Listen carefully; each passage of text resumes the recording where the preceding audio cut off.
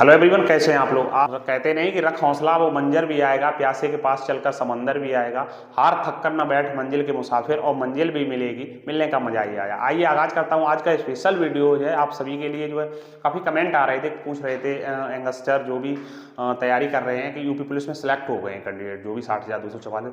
काफ़ी लोगों की क्वारी है कि यूपी पुलिस कांस्टेबल में रहते हुए क्या आगे की प्रिपरेशन कर सकते हैं, क्योंकि काफ़ी कैंडिडेट जो है बहुत जल्द अर्ली एज में ही सिलेक्ट हो गए, जैसे 19 साल, 20 साल, 21 साल, 22 साल, 24 साल में सिलेक्ट हो जाए, मतलब अंडर 25 हैं, तो उनकी इच्छा है आगे आगे बहुत कुछ करने की।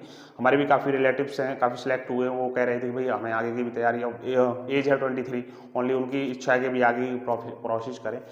तो मैं उनके लिए स्पेशल वीडियो है, जो भी कैंडिडेट चाह रहे हैं कहाँ कैसे पोस्टिंग करानी, कहाँ रहते आप तैयारी कर सकते हैं। तो आइए मैं पूरा मतलब डिटेल में आज आपको बताऊंगा, तो वीडियो को अंत तक देखिएगा। जो भी कैंडिडेट सिलेक्ट हुए हैं पहले तो वो अपनी ट्रेनिंग पूरी करें, ठीक है। 60,200 की जो भी ट्रेनिंग होने वाली है वो ट्रेनिंग पूरी करेंगे। जब फील्ड में आएंगे आप लोग 6 महीने जो है अंडर ट्रेनिंग रहेंगे। फील्ड का जो ट्रेनिंग वो 6 महीने आप कर लें, उसके बाद जो है आपकी पोस्टिंग थानों में, संबंधित थानों में हो जाएगी।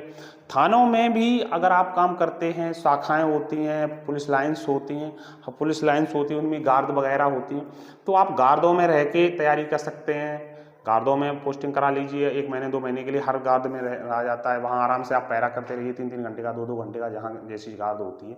बहुत अच्छी तैयारी का मौका मिलता है। लड़के जो भी तैयारी करते हैं वो गार्डों में करा लेते हैं। उसके बाद माननीय न्यायालय सुरक्षा रहती है, वहाँ शेड्यूल ड्यूटी होती है 10 से 5। ऑफिस सीओ सर के ऑफिस होते हैं, एडिशनल एसपी सर के ऑफिस हैं, कप्तान साहब का ऑफिस होता है, वहाँ भी कांस्टेबलों की ज़रूरत पड़ती है। और आपको टाइपिंग आनी चाहिए, अच्छे से कंप्यूटर का कार्य आना चाहिए, तो आपको शेड्यूल बाय ड्यूटी मिल जाती है। अगर आप मिनिमम 8 घंटे तो एज ए कांस्टेबल आपको पर डे ड्यूटी करनी ही पड़ेगी, 8 से 12 घंटे, ठीक है। ये ड्यूटी पीरियड रहता है, और इन केस ऑफ इमरजेंसी आपको 12 घंटे, 14 घंटे, 18 घंटे, यहाँ तक कि 24 घंटे तक आपकी अगर ड्यूटी आ गई है आपको करनी पड़ेगी, ठीक है। टाइम पढ़ाई के लिए कहीं पर्टिकुलर नहीं मिलता है, ना कहीं लिखा है कि आपको पर्टिकुलर इतने घंटे काम कर दो उसके बाद इतना पढ़ाई घंटे। टाइम आपको निकालना पड़ेगा।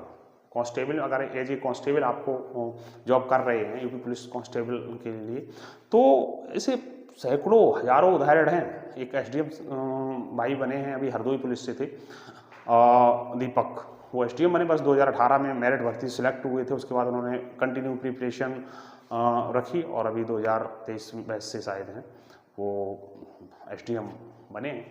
तो ये काफ़ी, जैसे गार्ड में हो गई, माननीय न्यायालय सुरक्षा में आप करा लीजिए, पुलिस लाइन्स में मद में करा लीजिएगा। उसके बाद थानों में भी अगर आप रहते हैं, बीट कांस्टेबल भी रहते हैं, उसके फिर भी आपको 2-3 गांव जो भी दे दिए जाएंगे बीट में, तो उस आधार पे अपना जो है बीट पुस्तिका होती है, बीट बुक होती है, उसको आप कंप्लीट रखिए, अपने क्षेत्र की जानकारी रखिए।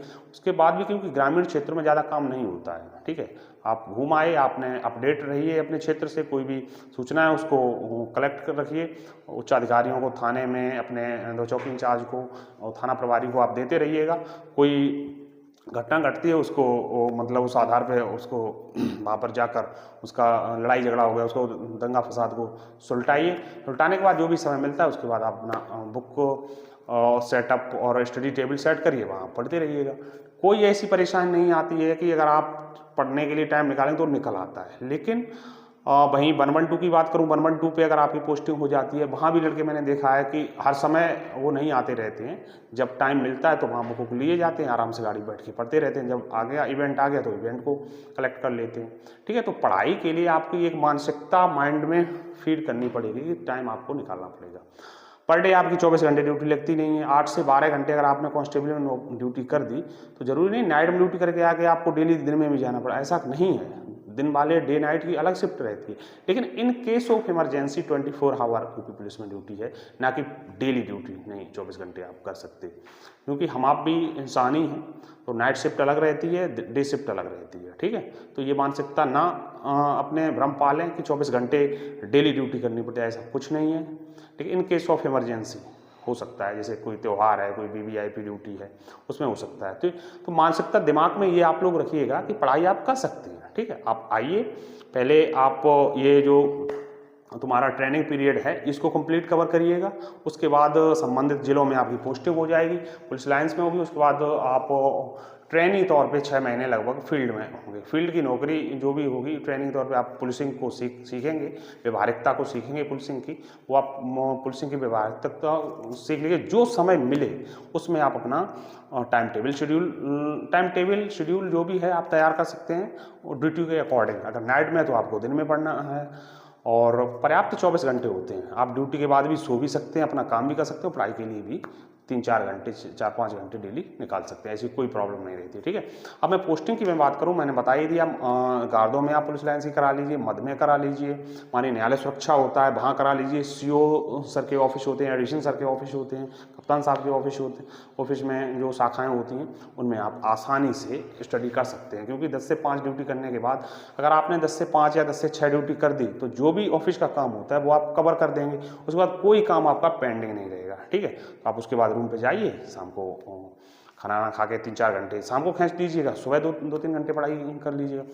ये उदाहरण हैं, काफ़ी लड़के सिलेक्ट होके यूपी कांस्टेबल थे, यूपी पुलिस कांस्टेबल थे, सब इंस्पेक्टर बन गए, काफ़ी मतलब PCS क्वालिफाई किए हैं, काफ़ी लोअर PCS, कोई उसमें सिविल में चला गया, लेखपाल बन गया, कोई लोअर PCS में चला गया, काफ़ी लड़के CGL तक क्वालिफाई किए यूपी पुलिस कांस्टेबल के।